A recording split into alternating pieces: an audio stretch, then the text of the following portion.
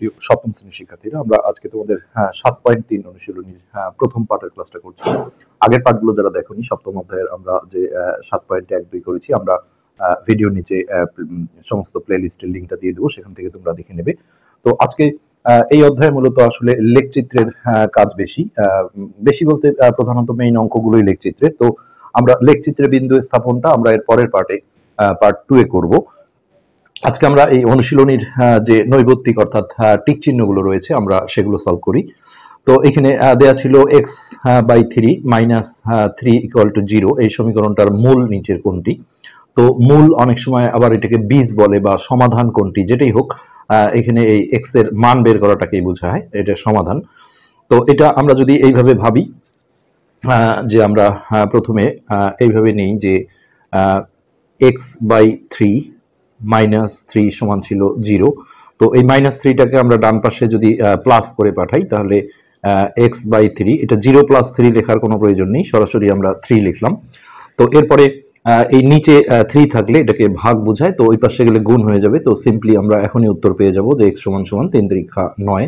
তো এটাই হচ্ছে মূল বলো বা বীজ বলো বা সমীকরণের সমাধান বলো, সবকিছুই এটাই। এটা হচ্ছে ঘ নাম্বারটা রাইট অ্যান্সার। তো এরপর আমরা 2 নাম্বারটা দেখছি। একটি ত্রিভুজের বাহু তিনটির দৈর্ঘ্য, একটা বাহু দেওয়া আছে x+1 সেমি, একটা বাহু x+2 সেমি, আর একটা বাহু x+3 সেমি, এরকম একটা সৃজনশীল রয়েছে এই চ্যাপ্টারে। আর x এর মানটা বলা হয়েছে 0-র চেয়ে বড়, এটা একটা শর্ত, অর্থাৎ কোনো মাইনাস মান হবে না। ত্রিভুজটার পরিসীমা 15 সেন্টিমিটার, x এর মান কত? আমরা যেমন আয়তের পরিসীমা পড়েছি 2 গুণন দৈর্ঘ্য যোগ প্রস্থ, বর্গের পরিসীমা হচ্ছে 4 গুণন বাহুর দৈর্ঘ্য। আসলে কিছুই না, পরিসীমা মানে হচ্ছে ওর কতগুলো বাহু আছে সেগুলোর আসলে যোগফল। যেমন আয়তের ক্ষেত্রে আসলে বিষয়টা হয় যে আয়তের বিপরীত বাহুগুলো যেহেতু সমান সমান হয়, অর্থাৎ এই বাহুটা আর এই বাহুটা বিপরীত, আর এইদিকে এইটা আর এটা বিপরীত। তো এখানে এই বাহু আর এই বাহু আমরা যদি সব যোগ করি তাহলে দৈর্ঘ্য যোগ প্রস্থ যোগ দৈর্ঘ্য যোগ প্রস্থ, ওই দুইটা দৈর্ঘ্য যোগ করে হয় 2 দৈর্ঘ্য, আর দুইটা প্রস্থ যোগ করে হয় 2 প্রস্থ। সেইখানে দুইটা কমন নিয়ে আমরা বলি যে 2 গুণন দৈর্ঘ্য যোগ প্রস্থ। আর বর্গের ক্ষেত্রে দেখো চতুর সাইড সমান থাকে, সো এটাই দৈর্ঘ্য এটাই দৈর্ঘ্য, সবগুলোই দৈর্ঘ্য। তাহলে এখানেও যদি আমরা 4টা বাহু যোগ করি তাহলে বর্গের পরিসীমা পেয়ে যাই। তো একই জিনিসের যোগফলকে আমরা গুণন আকারেও লিখতে পারি, অর্থাৎ 4 গুণন বাহুর দৈর্ঘ্য। তো ত্রিভুজের ক্ষেত্রে মনে রাখতে হবে ত্রিভুজের পরিসীমা মানে হচ্ছে ত্রিভুজের 3টা বাহু জাস্ট যোগ করতে হয়। তো এখান থেকে আমরা যদি সমীকরণ গঠন করি যে এই বাহুটা যোগ এই বাহুটা যোগ এই বাহুটা সমান সমান 15, তাহলে আমরা একটা সমীকরণ পেয়ে যাব, যেটা আমরা 2 নম্বরটায় আছি। তো এইটা প্রথম বাহু ছিল x+1, তার সাথে আমরা দেব হচ্ছে যোগ x+2, তৃতীয় বাহুটা ছিল x+3, এই 3 বাহু যোগ করলে এটাই হলো পরিসীমা। তো এই মানটা দেওয়া ছিল 15। এখন এই সমীকরণটা আমরা যদি সমাধান করি তাহলে এখানে 3টা x আছে, 3টা x যোগ করলে হবে 3x, আর এই সংখ্যা 3টা, 3 আর 2 5, 5 আর 1 6, +6 সমান হচ্ছে 15। নেক্সট আমরা +6টাকে ডান পাশে মাইনাস করে পাঠাই, তাহলে 3x সমান হচ্ছে 15 - 6। তো 15 থেকে 6 বিয়োগ দিলে 9 হয়, তাহলে 3x সমান হচ্ছে 9। এরপরে 3টা গুণন আছে, ওই পারে গেলে ভাগ হয়ে যাবে, অর্থাৎ x সমান সমান 9/3। এটা যদি আমরা ভাগ করি তাহলে x এর মান আসে 3। তো এখানে x এর মানটাই চাওয়া হয়েছে। এখানে এমনও চাইতে পারে যে বড় বাহুটির মান কত, তখন আমরা এই জায়গাটা x এর মান বসিয়ে দিতাম। তো x এর মান আমরা পাচ্ছি হচ্ছে 3 সেন্টিমিটার, যেটা ক নম্বরে আমরা পেয়ে গেছি। তো 3 নম্বরে আছে কোন সংখ্যার 1/4 4 এর সমান। তো সেক্ষেত্রে সেই সংখ্যাটাকে আমরা x ধরে যদি সমীকরণ গঠন করি, মনে করি সংখ্যাটি x, তাহলে প্রশ্ন মতে দিয়ে কোন সংখ্যার 1/4, তার মানে এই সংখ্যাটা এর বা গুণন 1/4 মানে হচ্ছে 1/4, এটা সমান সমান 4। তো সিম্পলি আমরা এইভাবে দুইভাবে করতে পারি। একটা হলো এই 1/4 এই পাশে গুণন আছে, ওই পারে গেলে ভাগ হবে, অর্থাৎ একবারে আমরা ওই পাশে গুণন দিয়ে উল্টায় দিতে পারি। অথবা আরেকটা কাজ করতে পারি যে এটার সাথে পূর্ণ সংখ্যার সাথে লবের গুণ হয়, অর্থাৎ x বাই, এটা অনেকে যেমন 4x লেখে, এটা ভুল, হরটা হরেই থাকবে, কেননা হরের সাথে নিচের 1-এর গুণ হয়। তো এই অবস্থা হলো। নেক্সট 4 নিচে আছে, এটা ভাগ আছে, তাহলে ওই পারে গেলে গুণ হয়ে যাবে, অর্থাৎ x এর মান 4×4 = 16। অথবা আমরা ডিরেক্ট এইভাবে করতে পারতাম, এই লাইনটার পরে বা x সমান সমান ডানের 4 আমরা আগে লিখে ফেললাম, আর এই পাশে এটা গুণন ছিল, এই পারে আসলে ভাগ হবে। তো ভাগ থাকলে আমরা জানি ভগ্নাংশের ক্ষেত্রে গুণন দিয়ে উল্টায় দিতে হয়, অর্থাৎ উপরে 4 আর নিচের 1-এর কোনো ভ্যালু নেই, সো এটা 4×4 = 16। একই রেজাল্ট আমরা পেলাম। তো অ্যান্সার হবে ক নাম্বারটা, যেটা 16 ছিল। তো আমরা যেটা আগেও বললাম যে দ্বিতীয় পার্টে আমরা আসলে এই বিন্দু স্থাপনগুলো শিখাবো লেখের।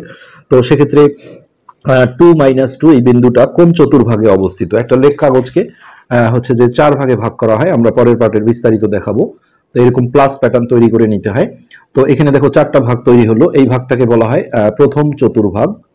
প্রথম চতুর্ভাগ, এটা আমাদের ইচ্ছা অনুযায়ী করলে হবে না, এই ভাগটাই প্রথম চতুর্ভাগ। আর এটা ঘড়ির কাঁটার বিপরীত দিকে ঘোরে, ঘড়ির কাঁটা দেখবা যে এই দিকে ঘোরে, আর এটা এই পাশে ঘোরে, অর্থাৎ এইটা হবে আমাদের দ্বিতীয় চতুর্ভাগ। চতুর্ভাগ বলে এই কারণে যে 4 ভাগের 1 ভাগ।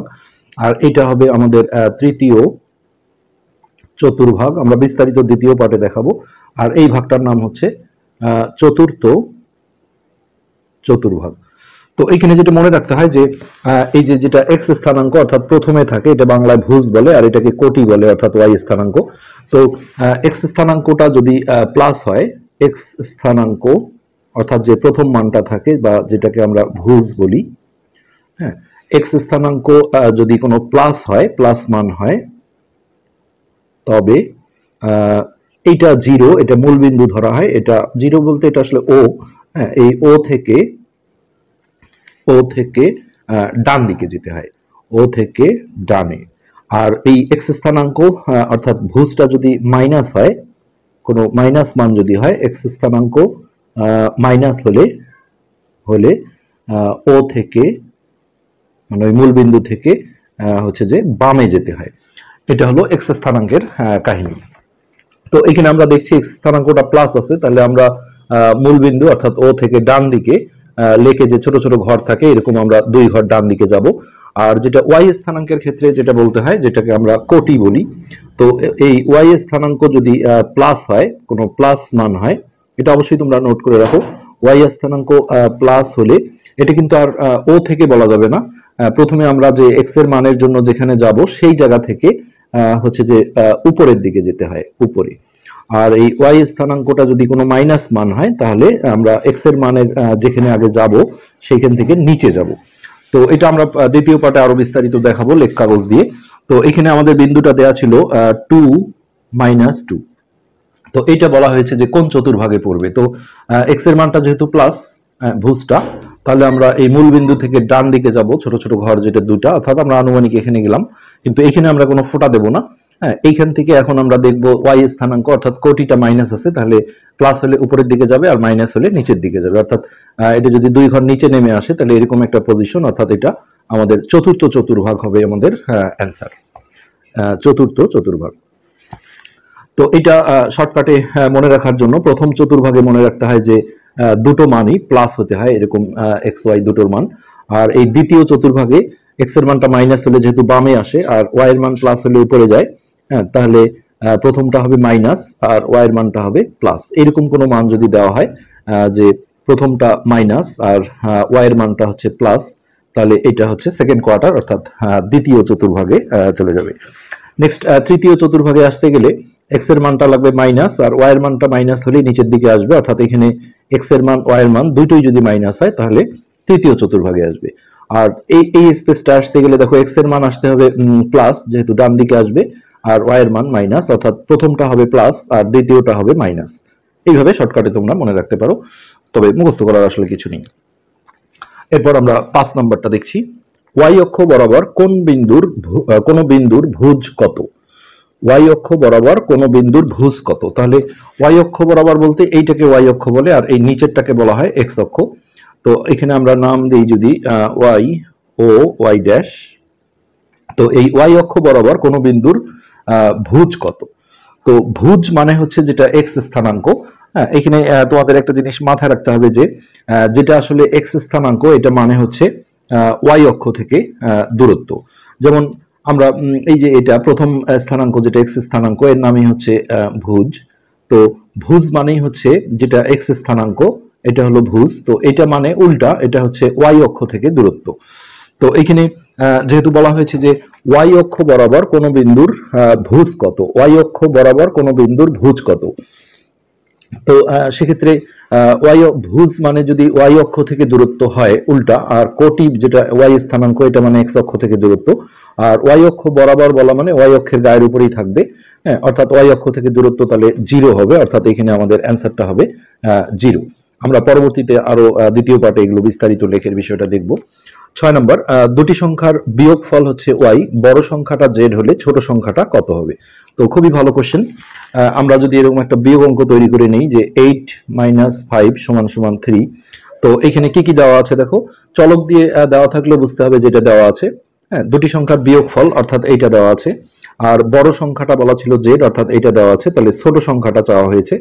তো এটা আমরা সিম্পলি দেখছি যে বড় সংখ্যা থেকে বিয়োগফলটা বিয়োগ দিলেই কিন্তু এটা পাওয়া যায়। সো এখানে আমরা তাই দেখব যে বড় ওয়াই মাইনাস জেড দিলে কিন্তু এটা ভুল হয়ে যাবে, অর্থাৎ বড় সংখ্যা থেকে বিয়োগফলটা বিয়োগ করতে হয়, অর্থাৎ জেড মাইনাস ওয়াই, যেটা ক নাম্বার অপশনেই ছিল জেড মাইনাস ওয়াই, কিন্তু ওয়াই মাইনাস জেড যেটা এখানে আসলে ছিল, এটা সাজায় লিখলে ওয়াই মাইনাস জেড আসে। এটা আমরা দেখছি যে ওয়াই মাইনাস জেড করলে হচ্ছে বিয়োগফল বিয়োগ বড় সংখ্যা, দেখো বিয়োগফল বিয়োগ বড় সংখ্যা করলে এটা -5 আসে, এটা কিন্তু ভুল উত্তর। তো নেক্সট আমরা 7 নম্বরে আসলাম। এবি বাই এক্স ওয়াই এর সমতুল ভগ্নাংশ নিচের কোনটি? তাহলে সমতুল ভগ্নাংশ মানে হচ্ছে লব এবং হরকে শূন্য ছাড়া একই সংখ্যা দিয়ে, সেটা চলকও হতে পারে, গুণ বা ভাগ করে যে ভগ্নাংশ পাওয়া যায়।